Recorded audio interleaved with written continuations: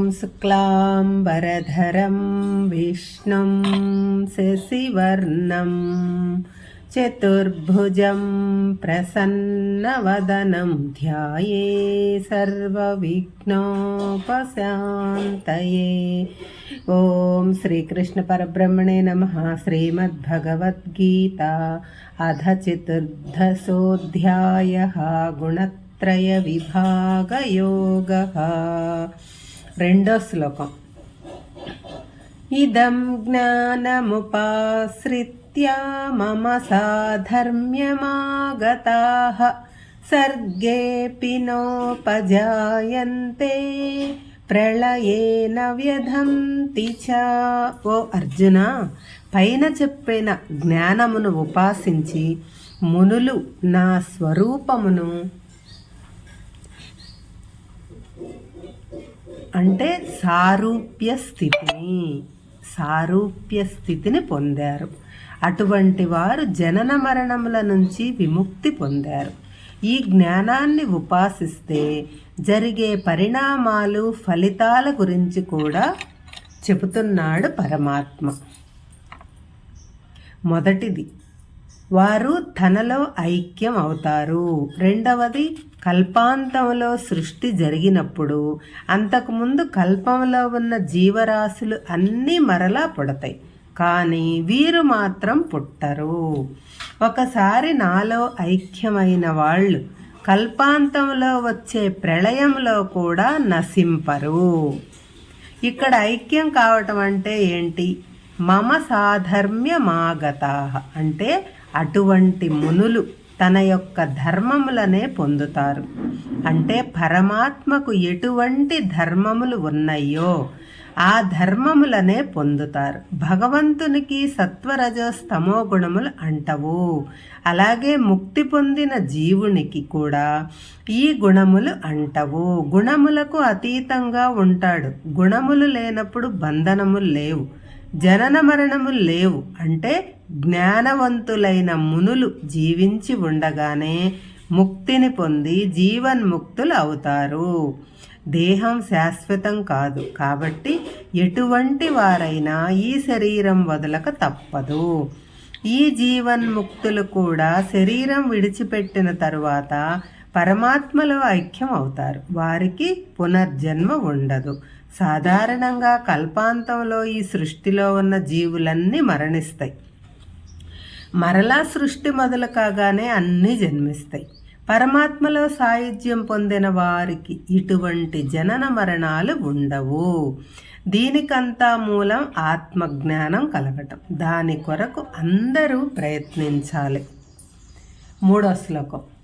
మమ యోనిర్మహద్బ్రహ్మ తస్మిన్ గర్భం దదామ్యహం సంభవః సర్వభూతానాం తతో భవతి భారత. ఓ అర్జున,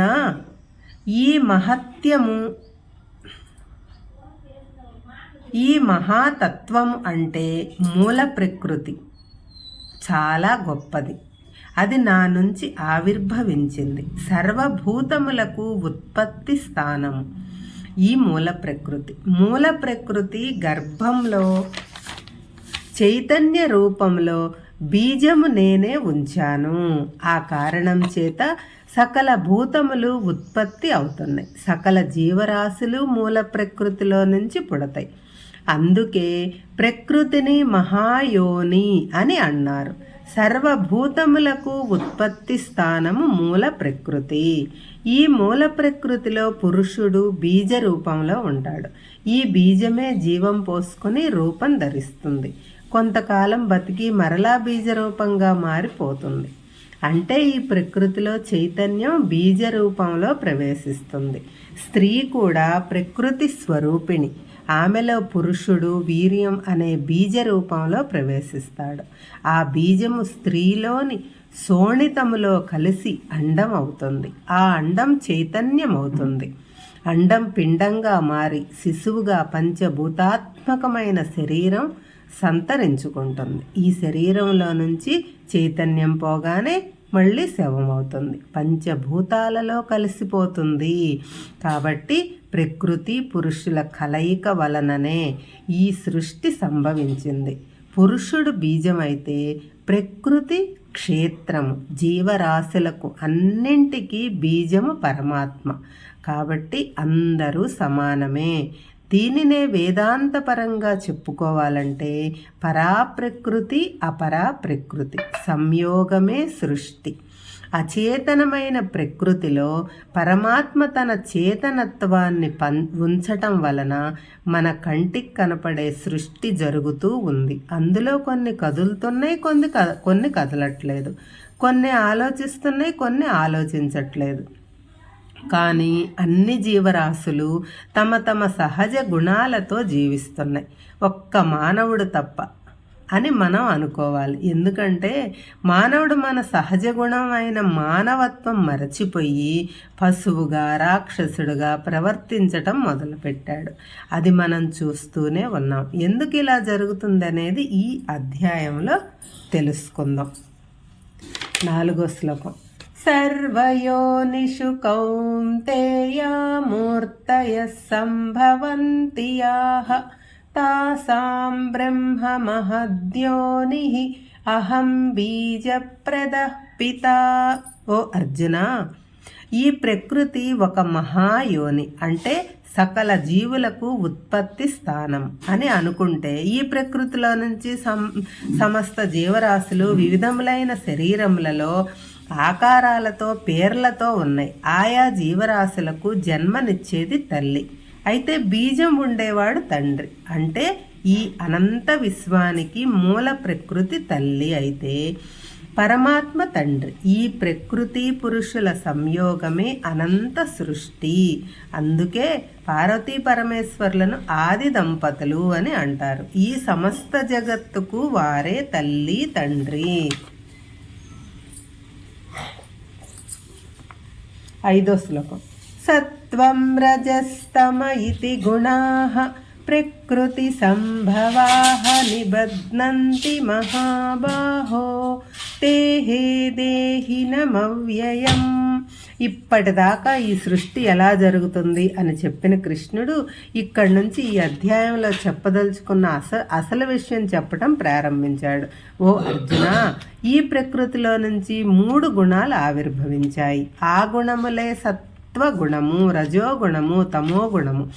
ఈ 3 గుణాలు దేహంలో ఉన్న ఆత్మస్వరూపాన్ని కప్పి ఉంచుతున్నాయి.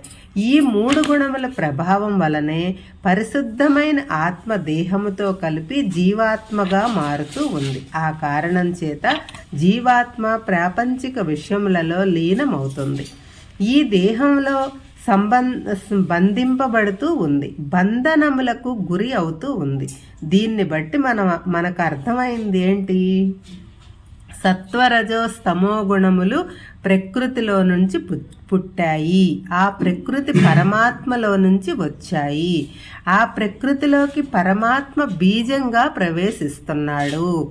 ఆత్మస్వరూపుడుగా శరీరంలో ఉంటున్నాడు. ఆ ఆత్మ ప్రకృతిలో ఉన్న 3 గుణములతో కలిసి జీవాత్మగా మారి ప్రాపంచిక విషయములలో లీనమై బంధనములలో చిక్కుకొని వాసనలకు లోనై జనన మరణములు పొందుతూ ఉంది. ఎప్పుడైతే జీవుడు ఈ వాసనలను బంధనాలను వదిలించుకుని తన నిజస్వరూపమైన ఆత్మస్వరూపమును పొందుతాడో అప్పుడు పరమాత్మలో లీనమవుతాడు. అప్పుడు ఈ జనన మరణ చక్రము నుంచి విముక్తి పొందుతాడు. ఇది స్థూలంగా జీవుల జన్మ రహస్యం.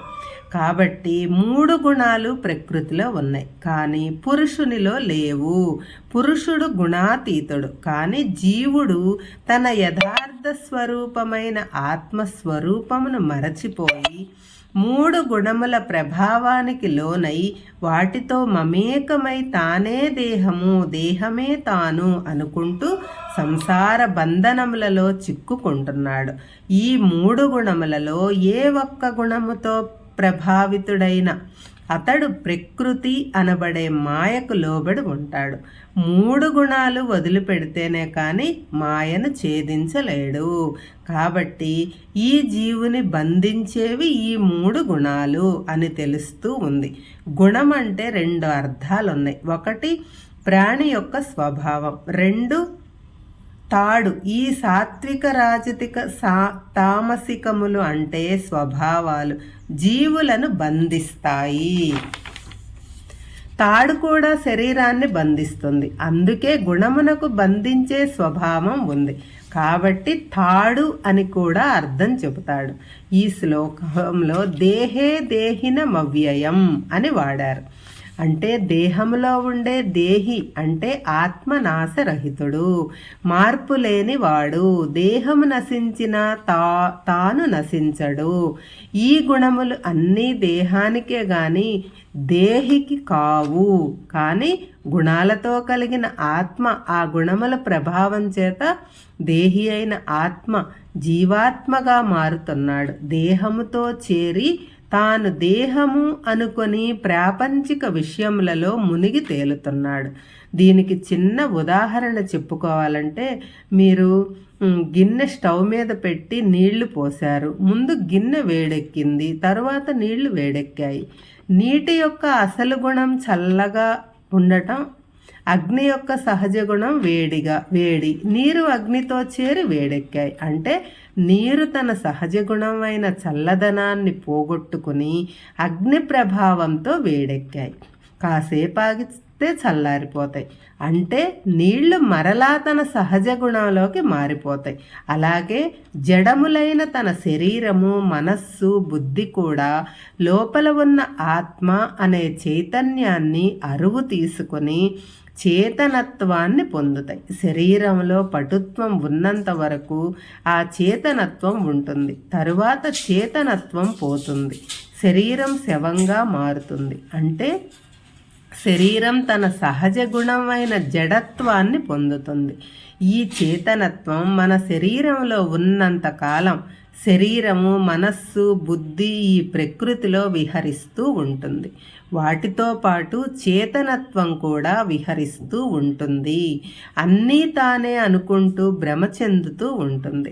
మనం దానినే అహంకారము అని పిలుచుకుంటాం. క్లుప్తంగా చెప్పాలంటే ఆత్మ చైతన్యం జడమైన శరీరం, మనస్సు, బుద్ధి వీటితో కలిస్తే అహంకారం పుడుతుంది. ఈ అహంకారము 3 గుణములతో ప్రభావితమై బంధనాలకు కారణమవుతుంది. ఇదంతా కలిపి సంసారం అని కూడా అంటారు. మనలో ఉన్న జ్ఞానం ఉపయోగించి ఈ 3 గుణాలను తెలివిగా వివేకంతో వాడుకుంటే ఈ 3 గుణాలు మనలను బంధించవు.